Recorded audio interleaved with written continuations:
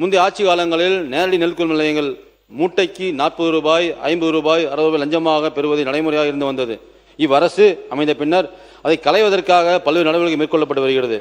கடந்த 19/7/2026 அன்று கடலூர் மாவட்டம் குறிஞ்சிப்பாடி வட்டம் மருவாய் கிராமத்தில் நான் சொல்றேன், உதாரணம் சொல்றேன். கடந்த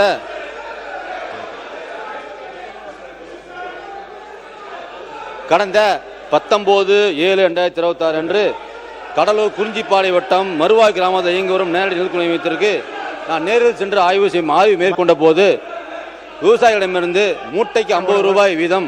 உணவுத்துறைக்கு கொஞ்சம் இருங்க, நீங்க மட்டும் பேசு. யாரா ஒருத்தர் பாருங்க, உட்காருங்க. நீங்க மட்டும் நான் சொல்றேன், நீங்க மட்டும் ஆய்வு பண்ண சொல்றேன். கோவிஷ் மட்டும்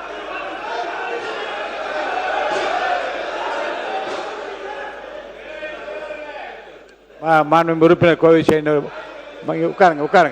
உட்காருங்க. பேரவைத் தலைவர் அவர்களே, காலையிலிருந்தும் இதற்கு முன்னதாக நடந்த மானிய கோரிக்கை எல்லாவற்றிலும் திராவிட முன்னேற்ற கழகத்தின் சார்பில் அமைச்சர்கள் பேசி முடியும் வரை இருந்து சபையினுடைய முழு ஒத்துழைப்புக்கு நாங்கள் நல்கி வருகிறோம். நாடறியும் நீங்களும் அறிவீர்கள். இந்நிலையில் மாண்புமிகு கூட்டுறவுத்துறை அமைச்சர் அவர்கள், உணவுத்துறை அமைச்சர் அவர்கள் நெல் கொள்முதல் நிலையங்களில் கடந்த ஆட்சியில் 50 ரூபாய் 60 ரூபாய் லஞ்சம் பெறுகிறார்கள் என்று பதிவு செய்திருக்கிறார். மன்னிக்கிறேன், வர்றேன் எடுத்துடலாம் சார். பேசலாம், அப்புறம் என்ன இருக்கு அதுல. ஆக இப்பொழுது அவர் தஞ்சை இல்ல, நான் கான்ட்ரோவர்ஸா சொல்ல பிரதர், கான்ட்ரோவர்ஸா சொல்லல. தஞ்சை மாவட்டத்திற்கு ஆய்வுக்கு வந்தபோது நேரடியாக கேட்கிறார். அப்பொழுதும் நாங்கள் 50 ரூபாய் தருவதாகவும் சொல்லுகிறார்கள். இது ஒளிபரப்பப்பட்டுள்ளது. அப்படி என்றால் எங்கள் ஆட்சி லஞ்சம் என்று பதிவு செய்கிற நீங்கள் உங்கள் பேச்சு இந்த ஆட்சியிலும் 50 ரூபாய் லஞ்சம் பெறுகிறார்கள் நெல் கொள்முதல் நிலையங்களில் என்று ஒத்துக்கொள்ள தயாரா அல்லது அவர் பேச்சை அவை குறிப்பிட்டு நீக்க தயாரா என்பதை மாண்புமிகு அமைச்சர் கேட்டுக்கொள்கிறேன். பல்வேறு நடவடிக்கை மேற்கொள்ளப்பட்டு வருகிறது. இதை களைவதற்கு பல்வேறு நடவடிக்கை மேற்கொள்ளப்பட்டு வருகிறது என்பதையும் தெரிவித்துக் கொள்கிறேன். உறுப்பினர் KN நேரு அவர்கள்.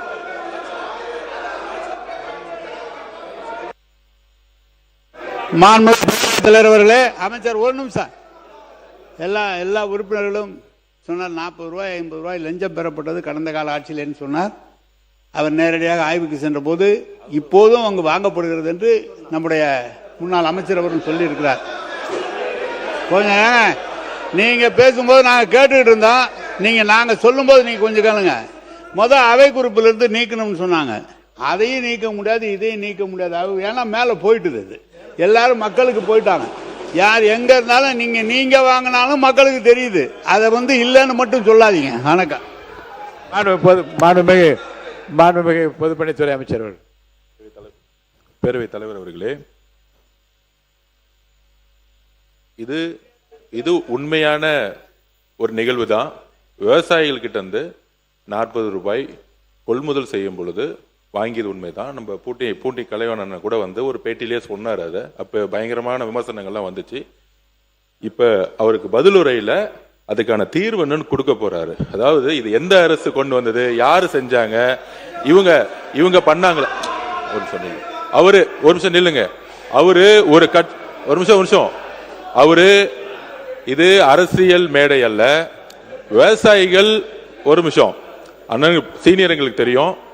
விவசாயிகள் இன்னைக்கு தினமும் சந்திக்கக்கூடிய பிரச்சனையை மாண்புமிகு அமைச்சர் சொல்லிட்டு இருக்காரு.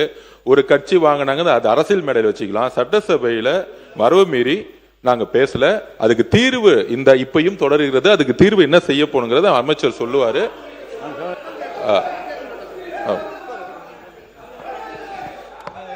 சமநலத்துறை அமைச்சர் அவங்க என்ன சொல்றாங்க? அவை முன்னவர். மாண்பு பேரவைத் தலைவர் அவர்களே, உறுப்பினர் லஞ்சம் என்பதை மாற்றி கூடுதலாக பெற்றார் என்று பதிவேட்டில் செய்து கொள்ளலாம். மாண்பு உறுப்பினர் KN நேரு அவர்கள். மாண்பு பேரவைத் தலைவர் அவர்களே, எது பேசினாலும் டைரக்ட் டெலிகாஸ்ட்ல இருக்கு. நீங்க சொன்னது போயிடுச்சு. அவர் என்ன சொல்ல லஞ்சம்னு சொன்னாரு.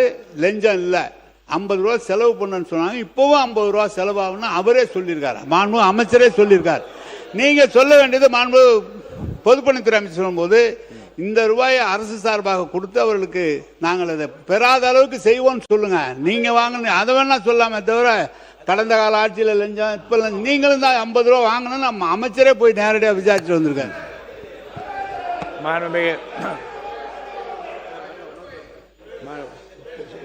விவாதத்துக்கு ஒரு முடிவு வச்சோம் இல்லைங்க. இல்லை முன்னாள் அமைச்சர் OS மணி. மாண்புமிகு பேரவைத் தலைவர் அவர்களே, இது போன்ற குற்றச்சாட்டுகள் இருந்ததெல்லாம் உண்மை. அந்த குற்றச்சாட்டுகளுக்கு பரிகாரம் காண வேண்டும் என்பதற்காக ரொக்கமாக எந்த விவசாயிக்கும் பணம் கொடுப்பதை தடை செய்து நிறுத்தி அவர் அத்தனை விவசாயிகளுக்கும் 1 மூட்டை நெல் போட்டாலும் சரி, அவர் 200 மூட்டை நெல் போட்டாலும் சரி, 1000 மூட்டை நெல் போட்டாலும் சரி, அவர்களுக்கு காசோலை அவங்களுக்கு வழங்கப்பட்டது. வங்கியில் மூலமாக அவருடைய வங்கியிலே வர வைக்கப்பட்டது. ஆக விவசாயிகளுக்கு கையில பணம் கொடுக்கவில்லை கடந்த காலத்தில். இது நான் சொல்லி முடிக்கலையே, நான் பேசி முடிக்கலையே, நான் ஃபைண்டிங்ஸ் வந்துடுறேன். விவசாயிகள் கொண்டு போகிற நெல்லை வண்டியில் இருந்து டிராக்டரில் இருந்து அவர்கள் தான் இறக்குகிறார்கள், அவர்கள்தான் இந்த நெல்லை தூத்துகிறார்கள், அவர்கள்தான் வெயிட்டு போட்டு பிடித்துக் கொள்கிறார்கள். அதற்கு விவசாயிகள் சன்மானமாக அவர்கள் கையில் இருப்பதை கொடுக்கிறார்கள். வீட்டில் இருந்து கொண்டு நீங்க நல்லா பார்க்கணும், வீட்டில் இருந்து பணத்தை மாற்றி, வங்கியில் இருந்து பணத்தை மாற்றி அதற்கு பின்னால் அவர்கள் கொண்டு போய் அவர்களுக்கு உதவியாக சன்மானமாக கிப்டாக அவர்கள் இதை கொடுக்கிறார்கள். இதுதான் நடப்பே தவிர இது லஞ்சம் என்று அமைச்சர் சொன்னதை அவை குறிப்பிடுத்து நீக்க வேண்டும். மாண்புமிகு பொதுப்பணித்துறை அமைச்சர் அவர்கள். மாண்புமிகு பேரவைத் தலைவர்களே, அந்த கிஃப்ட்னு சொல்றதும் லஞ்சம் தான், தன்மானமும் லஞ்சம் தான். ஒரு பதிவு பண்றேன், விவசாயிகள் சங்கத்தோடைய நாங்க எல்லாரும் 8 பேரும் சந்திச்சோம். அது விளக்குறோம். நாங்க அவங்க சொன்னது என்னன்னா, கொள்முதல் செய்யக்கூடிய இடத்துல நபர்களுடைய அண்ணன் சொன்னாரு, நபர்களுடைய பெயர் விலாசம் இதெல்லாம் சரியா இல்லைன்னு சொன்னாங்க. அதுல மெயினா ஊராட்சி பிரதிநிதிகளும் கட்சி சார்ந்தவர்கள், யார் அதிகாரம் மிக்கவர்களா இருக்காங்களோ கட்சி சார்ந்தவங்க கொள்முதல் இடத்துல இன்ஃப்ளூயன்ஸ் பண்றாங்க. அதை விவசாய சங்கங்கள் எல்லோரும் சொன்னாங்க. அது இந்த அவையில ஒரு கட்சின்னு சொன்னா சில பேர் ஒத்துக்க முடியாதுன்னு சொல்லுவாங்க. ஆனா இன்னைக்கு இருக்கக்கூடிய விவசாயிகளுடைய பிரச்சனை இது. இன்னைக்கு என்ன பிரச்சனைனா, அரசியல் தலையீடு கொள்முதல் நிலையங்கள்ல இருக்கு. அந்த கொள்முதல் நிலையங்கள்ல அரசியல் தலையீடாமல் எந்த கட்சி சாரு கூடாது. அது டிவிகேவோ டிஎம்கேவோ ஏடிஎம்கேவோ எந்த கட்சியும் இருக்கக்கூடாது. இதுதான் எங்களுடைய நிலைப்பாடு. எங்களுடைய முதலமைச்சர் கொள்முதல் நிலையங்கள்ல அரசியல் தலையீடு இல்லாமல் நேர்மையான முறையில் கொள்முதல் நடக்கணும்னு நினைக்கிறோம். இப்ப அண்ணா சொன்ன மாதிரி 40 ரூபாயும் 50 ரூபாயும் கூடிய சீக்கிரத்தில் இருக்கக்கூடாதுங்கிறத எங்களோட நிலைப்பாடு. அதுக்கான தீர்வை அமைச்சர் சொல்லுவார்.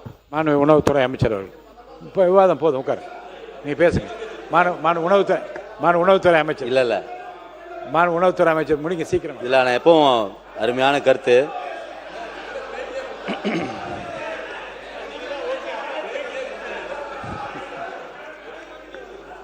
மாண்புமிகு நீர்வளத்துறை அமைச்சர் அவர்கள். மாண்புமிகு பேரவைத் தலைவர், அண்ணன் தான் பேட்டி கொடுத்தாரு, அண்ணன் தான் பேட்டி கொடுத்தீங்க. அத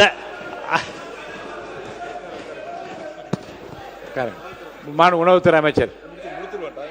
மாண்புமிகு பேரவைத் தலைவர்களே, அருமையான ஒரு நிகழ்ச்சி இன்றைக்கு. அதாவது மாண்புமிகு முன்னாள் அமைச்சர்கள், முன்னாள் எல்லா துறையும் இருந்திருக்காங்க, அவங்களே சொல்லிட்டாங்க லஞ்சம் இல்லை சொல்லிட்டாங்க தான், சன்மானம் கிஃப்ட் எல்லாம் ஒரே வார்த்தைகள் தான், ஒரே ரோடு தான்.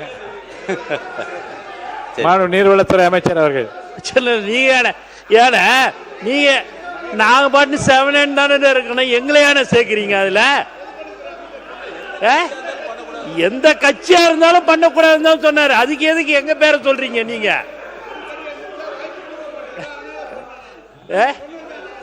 இல்ல அவரு எந்த கட்சியாக இருந்தாலும் சொன்னாரு. டிவிகே உட்பட டிவிகே இருந்தால் திமுக. உணவுத்துறை அமைச்சர்.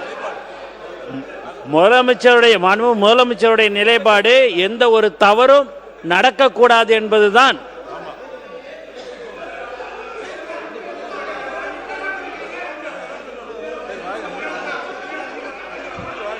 சரிண்ணா வந்துடுறோம். நான் உணவுத்துறை அமைச்சர்.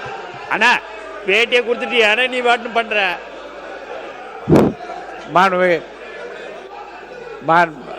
இனி இருங்க. அரசு அமைந்த பிறகு இனி- முதலமைச்சர் அரசு அமைந்த பிறகு இதை களைவதற்கு பல நடவடிக்கை மேற்கொள்ளப்பட்டு வருகிறது. நம்ம முதலமைச்சர் அரசு அமைந்த பிறகு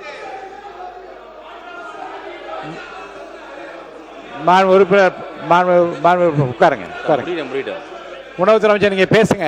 நம்ம முதலமைச்சர் அரசு இந்த அரசு அமைந்த பிறகு இதை களைவதற்கான பல்வேறு நடவடிக்கைகள் மேற்கொள்ளப்பட்டு வருகின்றன. அவ்வளவுதான். கவனிக்கணும்ல, வருகின்றன. கடந்த 19/7/2026 அன்று கடலூர் மாவட்டம் குறிஞ்சிப்பாடி வட்டம் மருவா கிராமத்தில் இயங்கி வரும் நேரடி நெல் கொள்முதல் நிலையத்தில் நான் நேரில் சென்று ஆய்வு செய்த போது மேற்கொண்டது போல விவசாயமிருந்து ரூபாய் 50 வீதம் கூடுதல் தொகை பெறப்படுவது உறுதி செய்யப்பட்டதை அடுத்து சம்பந்தப்பட்ட பட்டியல் எழுத்தர் பணி நீக்கம் செய்யதும் 2 பணியாளர்களை பணியிட மாற்றம் செய்தும் உத்தரவிடப்பட்டுள்ளது. இச்சம்பவம் மூலம் நேரடி நெல் கொள்முதல் நிலையங்கள் விவசாயிகளிடமிருந்து எவ்வித கூடுதல் தொகை பெறுவதை அரசு ஒருபோதும் அனுமதிக்காது என்பதும் முறைகேடுகளில் ஈடுபடும் அலுவலர்கள் மற்றும் பணியாளர்கள் மீது கடுமையான நடவடிக்கை மேற்கொள்ளப்படும் என்று உறுதி செய்யப்பட்டது. மேலும் முறைகளில் ஈடுபடும் தனியார் அரிசி அரவை ஆலைகள் மீதும் இவ்வரசு கடுமையான நடவடிக்கை மேற்கொண்டு வருகிறது. நேரடி நெல் கொள்முதல் நிலையங்கள் எவ்வித புகார்களுக்கும் இடமின்றி செயல்படும் வகையில் விரிவான வழிகாட்டு நெறிமுறைகளுடன் கூடிய அரசாணை ஒன்று விரைவில் வெளியிடப்படும். மேலும் நெல் கொள்முதல் நிலையங்கள் பொது விநியோக திட்டம் வரை அனைத்து நிலைகளிலும் ஒருங்கிணைக்கும் வகையில் end-to-end கம்ப்யூட்டரைஸ்டு சிஸ்டம் விரைவில் நடைமுறைப்படுத்தப்படும். இதன் மூலம் வெளிப்படையான நிர்வாகம் உறுதி செய்யப்படும். தமிழ்நாடு சேமிப்பு கிடங்கு நிறுவனம் 7 மண்டல அலுவலகங்களில் 62 சேமிப்பு கிடங்கு வளாகங்களில் 280 சேமிப்பு கிடங்குகள் கொண்டு இயங்கி வருகிறது. இதன் மொத்த கொள்ளளவு 7,91,504 மெட்ரிக் டன். கடந்த 2021 முதல் 22 முதல் 2025-26 வரை தமிழ்நாடு சேமிப்பு கிடங்கு நிறுவனத்தின் சராசரி சேமிப்பு கொள்ளளவு 26.6% மட்டுமே. தற்போது நமது ஆட்சியில் 2026-27 நடப்பு நிதியாண்டில் பயன்பாட்டின் அளவு தற்போது சராசரியாக 98% உயர்த்தப்பட்டுள்ளது. இதனால் வருமானம் உயரும். குடிமைப் பொருள் வழங்கல் குற்றப்புலனாய்வுத்துறை சிவில் சப்ளை CID குடிமைப் பொருள் வழங்கல் குற்றப்புலனாய்வுத்துறையால் எடுக்கப்பட்ட நடவடிக்கைகளால் 10/5/2026 முதல் 17/8/2026 வரையிலான காலகட்டத்தில் 3703 வழக்குகள் பதியப்பட்டு அவற்றில் 12,711 குவிண்டால் பொது விநியோக திட்ட அரிசி, 8,963 லிட்டர் பொது விநியோக திட்ட மண்ணெண்ணெய், 1,872 வீட்டு சமையல் சிலிண்டர்கள் மற்றும் இதர இன்றியமையா பொருட்கள் கைப்பற்றப்பட்டுள்ளன. கைப்பற்றப்பட்ட பண்டங்களின் மொத்த மதிப்பு 2,20,86,309 ஆகும். பொது விநியோக திட்ட பொருட்கள் கடத்துதல் மற்றும் பதுக்குதலை தடுக்க இத்துறை எதிர்வரும் நாட்களில் பல முனைப்பான நடவடிக்கைகள் மேற்கொள்ளப்படும். நுகர்வோர் பாதுகாப்பு என்பது வெறும் ஒரு துறையின் பணி அல்ல, அது ஒவ்வொரு குடும்பத்தின் உரிமையை பாதுகாப்பது. கலப்பட உணவுப் பொருட்கள், காலாவதியான பொருட்கள், குறைவான எடை, அதிக விலை, தரமற்ற உணவுப் பொருட்கள் போன்ற முறைகேடுகளுக்கு எதிராக கண்காணிப்பு நடவடிக்கை தீவிரப்படுத்தப்படும். மக்கள் பணம் கொடுத்து வாங்குவது தரமான பொருளாக இருக்க வேண்டும். மக்கள் பெறுவது அவர்களுக்குரிய முழு அளவாக இருக்க வேண்டும். கொள்முதல், சேமிப்பு, அரவை, விநியோகம், நிர்வாகம் என ஒவ்வொரு நிலையிலும் சரியான அளவு, சரியான திட்டமிடல், சரியான கண்காணிப்பு அவசியம். அரசின் ஒவ்வொரு ரூபாயும் விவசாய நலனுக்காகவும் மக்களின் உணவு பாதுகாப்புக்காகவும் நுகர்வோரின் உரிமைக்காகவும் பயனுள்ளதாக செலவிடப்பட வேண்டும்